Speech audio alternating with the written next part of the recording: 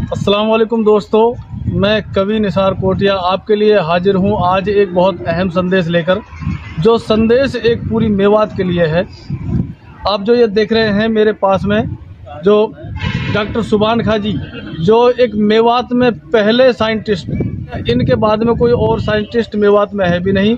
और जो दूसरी हस्ती है मेरे साथ में, जई साहब सिद्दीक अहमद बेओ, जो कि एक इतिहासकार हैं, काफ़ी किताबें इतिहास के हिसाब से लिख चुके हैं। जो अपनी मेवात के बारे में इन्होंने बहुत ज़्यादा लिख चुके हैं अब तक, और इनकी कोशिश आगे भी जारी है।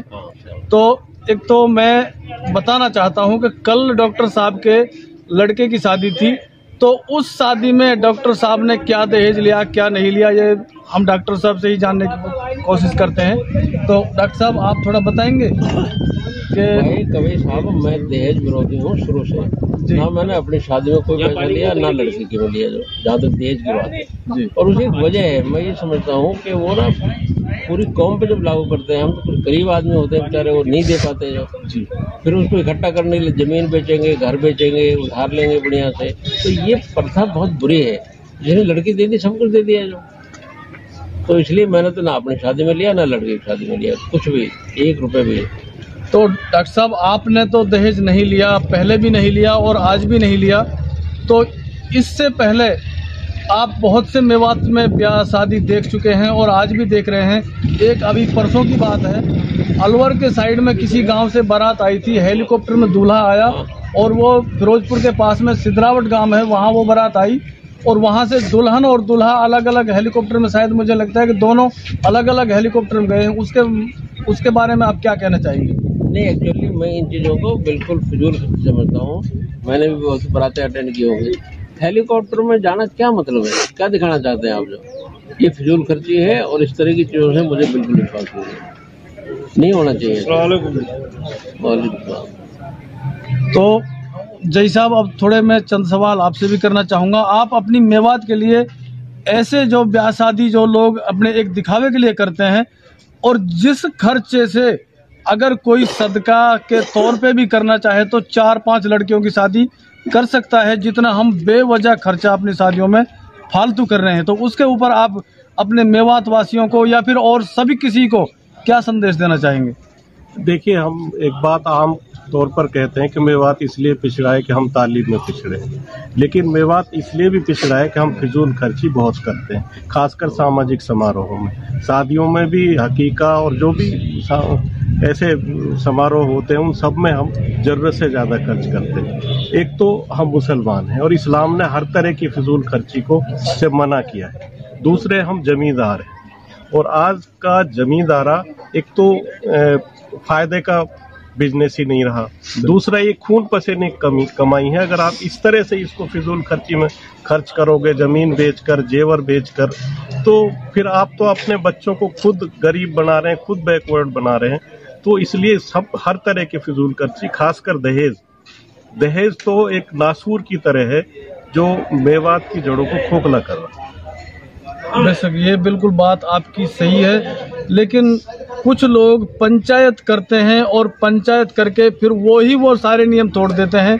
अब उनसे आप क्या उम्मीद करते हैं कि वो हमारे समाज को कहाँ तक ले जा सकते हैं? दरअसल पंचायत होना और उस फैसले को अमल में लाना दोनों अलग अलग चीज़ें। जब तक फैसले को अमल में लाने के लिए निगरानी कमेटी नहीं बनेगी और निगरानी कमेटी भी ऐसी कि जो हर सिचुएशन को हैंडल कर सके, चाहे वो और कैसे ही भी वो लागू करवाना पड़े, जब तक वो धरातल पर वो फैसले लागू नहीं होंगे तब तक पंचायत करने का कोई फायदा नहीं। पंचायत हो, मजबूती के साथ हो और जो फैसले लिए जाए ना उन पर अमल करने का इंतजाम किया जाए, तब ये सारी चीज़ें हो सकती। दूसरी बात यह है कि अगर हमें दहेज को ख़त्म करना है तो एक चीज़ ये भी है कि हमारा यूथ अगर ये सोचे कि चाहे कुछ भी हो, चाहे हमें समाज के खिलाफ विद्रोह करना पड़े, दहेज नहीं लेना है, तो भी एक तरीका हो सकता है। लेकिन बदकिस्मती है कि यूथ इस तरह से नहीं सोचता।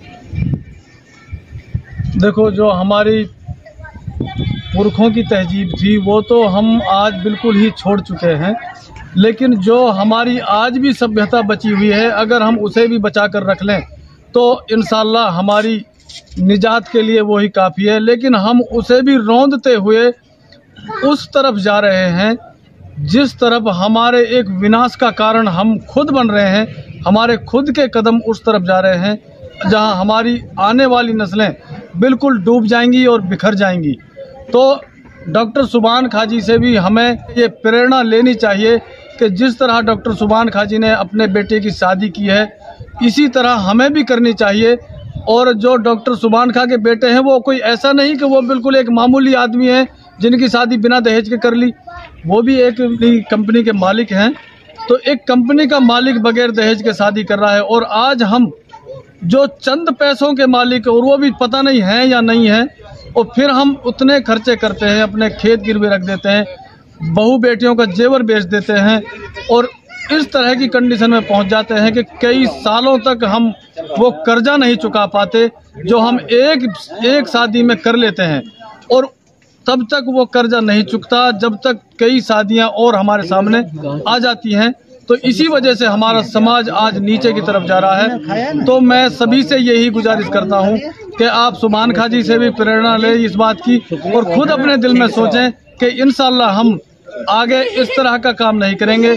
और जो वो लड़का हेलीकॉप्टर में दूल्हा बनकर आया था, उसकी बाइट अरशद बिसरू वाले ले रहे थे, मैंने वीडियो देखी थी उसकी, तो वो इसमें भी एक फख्र महसूस कर रहा था कि अल्लाह ताला का शुक्र है कि मुझे हेलीकॉप्टर में दूल्हा बन के जाने की जो एक अल्लाह ताला ने एक मौका दिया। तो ये चीज़ें हमारे गर्व की नहीं है, हमारे शर्म की बात है। तो ऐसी बातों को छोड़ें। तो यही मैं सारे अपने मेवात से और सभी भाइयों से यही कहना चाहूँगा। तो ऐसे ही जो वीडियो हम आपके लिए लाते रहेंगे जो आपको संदेश देती रहें। तो इंशाल्लाह ऐसी ही किसी और अपडेट में और वीडियो में आपसे फिर मुखातिब होंगे। तब तक के लिए अस्सलाम वालेकुम, नमस्कार, सत श्री अकाल, खुदा हाफिज।